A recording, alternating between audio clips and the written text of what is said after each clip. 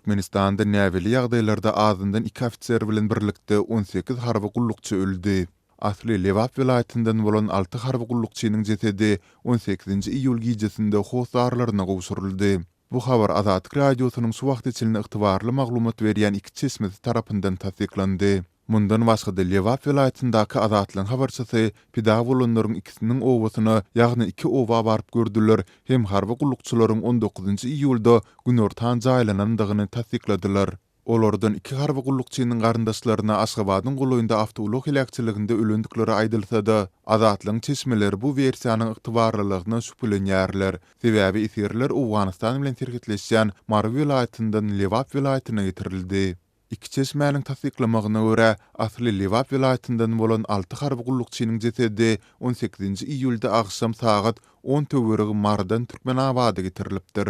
Jesetleriň ählisi ýapyk tabutlarda bolup, Mardan Kamaz awtoulogunda Lewapa aşyrylypdyr.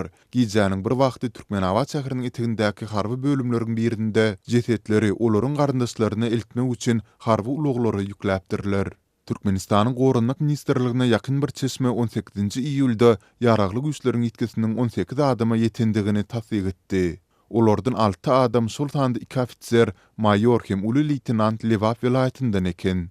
Çeşmämiz ýogalanlaryň Lewapyň haýsy tebitlerinden bolandygyny anyklamak başardy. Harby gulluga alnanlardan 4 adam Türkmenabad we Seydi şäherlerinden, Seýle hem Farab we Çärjew traplaryndan. Mayor Taýady trabyndan, uly leytenant bolsa Halyja trabyndan. Çeşmelerimizin maglumatyna görä pida bolanlaryň beýlikleri esasan Mary hem Daşoz vilayatlaryndan bolmaly. Ölen harby gullukçylaryň jesetleri Lewapdaky Hos darlaryna gowşurulanda, olaryň Aşgabat şäheriniň goloýunda bolan awtolog hilakçyliginde ýogalandyklary, tabutlary açmaga ruhsat berilmeýändigi aýdyldy.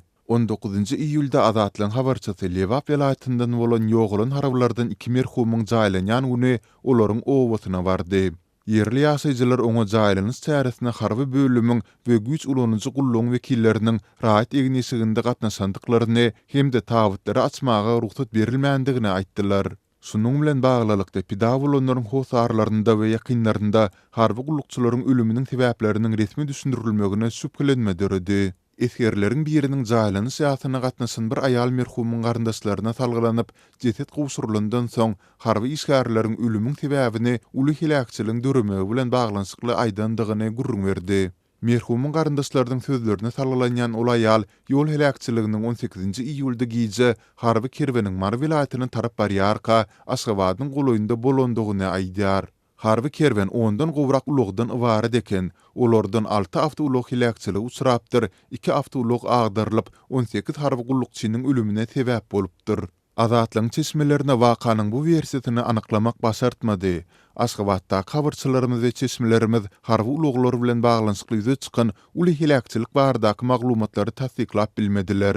Bu barada Azatlyň Gorunmak we Içeri işler ministrlikleri bilen ýygyderli finansmagy hiç ýyly netije bermedi. Ýokarda hem bellap geçişimiz ýaly Azatlyň çeşmeleri harby gullukçylaryň jesetlerining Türkmenistan Awganistan serhidini goraýan Serhidabaddan we Taxtabazar serhid postlarynyň ýerleşen sebitinden Lewap vilayatyna getirilendigini öňe sürýärler.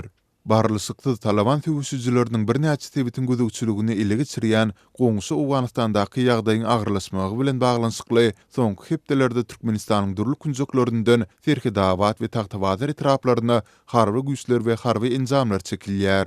Azatlyň habarçylary 18 harby gullukçynyň hakykatdan hem ýol hilakçylygynyň pidasy bolandygyny ýa-da başga sebäbiň bardygyny anyklap bilmediler. Öňräki döwürde hem ýol hadiseleri türkmen goşunynyň eskerleriniň köp ölümine sebäp bolupdy. Mysal üçin geçen ýylyň sentýabr aýynda Mary vilayatynda azyndan 5 esker ýol hilakçylykda öldü. Ýöne beýleki garaşsyz nesirlere görä sonda 11 esker ölüpdir. Soňra aşy köp ýükli awtoulogda eskerleriň piste ýygnamak üçin iýerlendigi aýdylpdy. Emma Türkmen Awgan terhidinde bolan o katysykda köp sany türkmen eskerleriniň öldürilen wakalary hem boldy. 2018-nji ýylyň iýun aýynda Awganistanyň Batkyz vilayaty bilen araçagyň Serhidabad bölегinde o katysyklardan 25 türkmen eskeri öldürildi.